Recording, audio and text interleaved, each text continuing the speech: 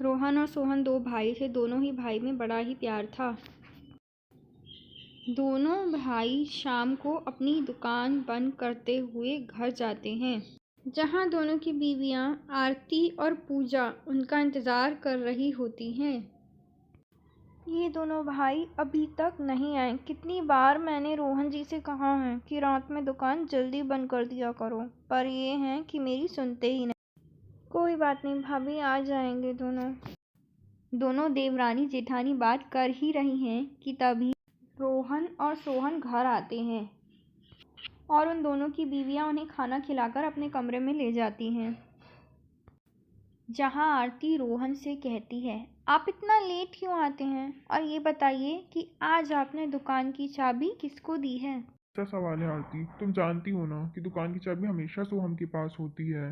फिर भी ही तो घर की सारी जिम्मेदारी आपके ऊपर है, दुकान की जिम्मेदारी आपके ऊपर है, और मालिक बनकर कौन बैठा है? आपका छोटा भाई।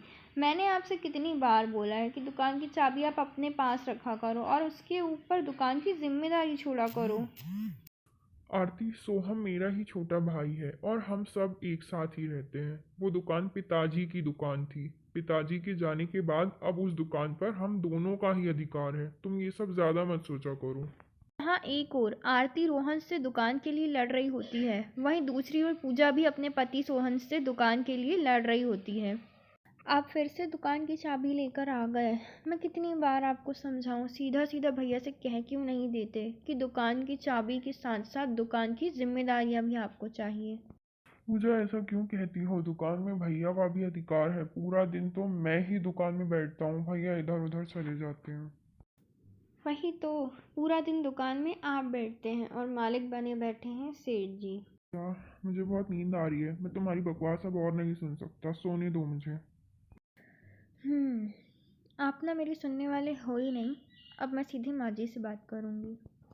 इस तरह से सोहम सोने चले जाता है और पूजा गुस्से में लाल पीली होकर उसे देखती रहती है। ऐसे ही कुछ दिन और बीत जाते हैं। आरती और पूजा अपने अपने पतियों के कान भरती रहती हैं, पर फिर भी दोनों भाइयों का प्यार कम नहीं होता। माँ जी, आपको नहीं लगता कि अगर आपके दोनों बेटे अलग अलग काम करेंगे तो घर का खर्च ज़्यादा अच्छे से चल पाएगा?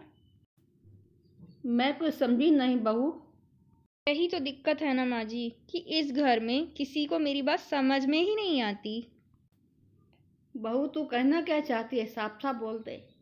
जी देखिए, पूरी दुकान की जिम्मेदारी सोहन पर है। सोहन अकेले ही पूरा दिन दुकान पर बैठकर दुकान चलाते हैं, तो वहीं दूसरी ओर रोहन भैया अपने दोस्तों के साथ ना जाने कहाँ कहाँ घूमते रहते हैं। अब आप ही बताइए कि अगर दुकान मेरे पति ने संभाली है तो उसका मालिक भी तो मेरा पति ही होना चाहिए ना।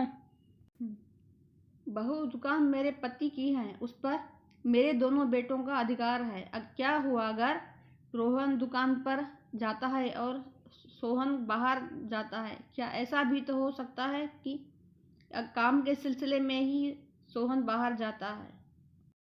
सासू माँ की बात सुनकर पूजा को गुस्सा आता है और वो वहाँ से चली जाती है। ऐसे ही कुछ दिन बीत जाते हैं।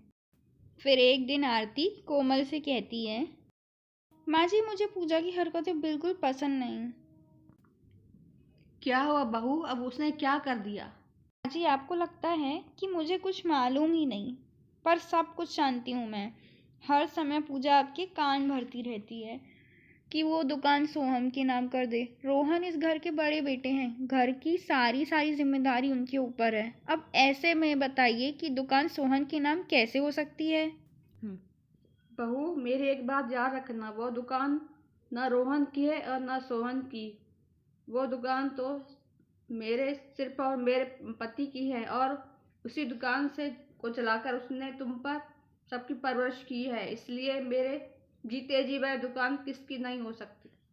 कोमल इस तरह से आरती को डांट कर वहां से चली जाती है और ऐसे ही कुछ दिन और बीत जाते हैं और कोमल की दोनों बहुएं उनके दोनों बेटों के कान भरती रहती हैं। एक दिन सोहन की तबीयत थोड़ी खराब हो जाती है, जिस वजह से वो दुकान जल्दी बंद करके घर आ जाता है। रात को जब रोहन दुकान का सामान लेके दुकान पहुंचता है तो वो देखता है कि दुकान तो सोहन ने बंद कर दी है और सारे ग्राहक वापस जा रहे हैं। मुझे बिना पूछे सोहम ने दुकान बंद कर दी? अंदर जरा भी दिमाग नहीं है। मुझे लगता है तेरी भाभी सही कहती थी। गलती की मैंने तेरे हाथों में दुकान की जिम्मेदारी देकर। तो वो भाभी हैं जिनके कारण आप मुझे मेरी ही दुकान का नौकर समझते हैं। तभी तो अपने दोस्तों के साथ घूमने चले जाते हैं और दुकान मेरे हवाले छोड़ देते हैं। तरह से दोनों भाई के बीच लड़ाई हो जाती है। उन दोनों की लड़ाई सुनकर कोमल बाहर आती है और उन दोनों से कहती है, पेटों पर गर्व महसूस कर किया करती थी, आज तुम दोनों की लड़ाई देख मुझे खुद पर शर्म आ रही है कि माँ, आप खुद को क्यों दोष दे रही हो, जबकि सारी गलती तो सोहम की है। आप जानती हो ना, मैं दुकान का सामान लेने बाहर गया था और ये महान दुकान बंद करके घर आ गया अपनी बीवी के पल्लू से बंधने के लिए। भैया, यही तो फर्क है आपकी और मेरी सोच में। मेरी तबीयत खराब हो गई थी, मैंने आपको फ़ोन किया था पर आपका फ़ोन नहीं लगा। इस वजह से मजबूरन मुझे दुकान बंद करनी पड़ी। पर आपने एक बार भी मुझे नहीं पूछा, उल्टा मुझे भला बुरा ही सुनाने लगे। बस करो तुम दोनों अपनी ये लड़ाई। एक छोटी सी गलतफहमी की वजह से तुम दोनों छोटी सी बात को इतना बड़ा क्यों बना रहे हो। इस तरह से कोमल जैसे तैसे दोनों भाई की लड़ाई खत्म करती है।